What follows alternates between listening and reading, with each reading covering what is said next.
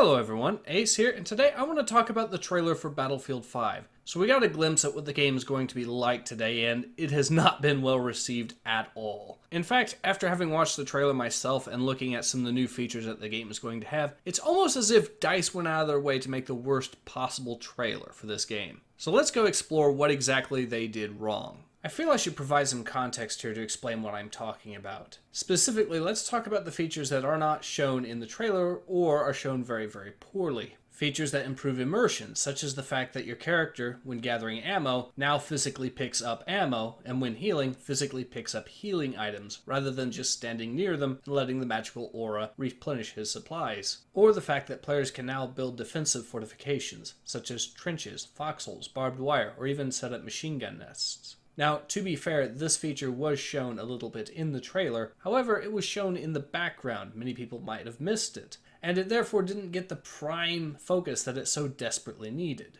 I should also mention that during the live reveal, there was much boasting from the representatives from DICE about how realistic that their franchise was, and also how immersive it was. Of course, I must also talk about the fact that the dev team members from DICE spoke about how much they wanted to shine a spotlight on some of the more forgotten tales from World War II, and how eager they were to make this game, and how respectful they were to the time period. I mention all of this to point out the fact that the people that made the trailer decided to pick the one thing that, unlike all the other features, actively detracts from the immersion that players experience when playing the game, and also isn't necessarily respectful to the time period. That would be the character customization.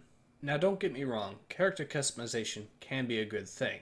And to be fair, it is something that the fans have been asking for years now.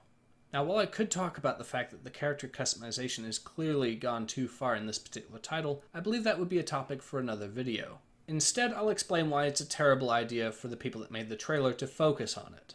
The first is that it actively discourages more gameplay-focused players like myself, because when your main focus is how distinct you can make your character look, and you almost completely fail to show all the gameplay changes that you have made in the trailer, it gives off the impression that you actually haven't done all that much, at least in terms of changing up the gameplay. And in that case, I have to ask, why should I, a person that considers gameplay to be more important than cosmetic options, decide to buy your game? There is of course a second issue when DICE decided to use their trailer to focus on the cosmetic options. And that would be the disconnect in tone from what the livestream was suggesting and what the trailer itself was suggesting.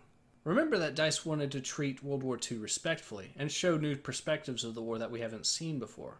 What they didn't suggest was that they were going to completely ignore history altogether. Now, I might not be as much of an expert on World War II as I am on World War I, but I failed to see what role that Sherry Darling's less interesting British cousin had on the fighting in Operation Market Garden. Now, to be fair, anyone that's a longtime Battlefield fan, especially from the 1942 days, will tell you that Battlefield as a franchise isn't necessarily all that realistic when you get down to it. However, my points still do stand, because DICE, and in particular EA, are using Battlefield's quote-unquote realism to try to market the game.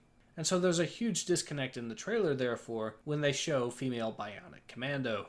All things considered, it's easy to see why people hate this trailer. Of course, there's not really much more to say to this, so I'll just leave it at that.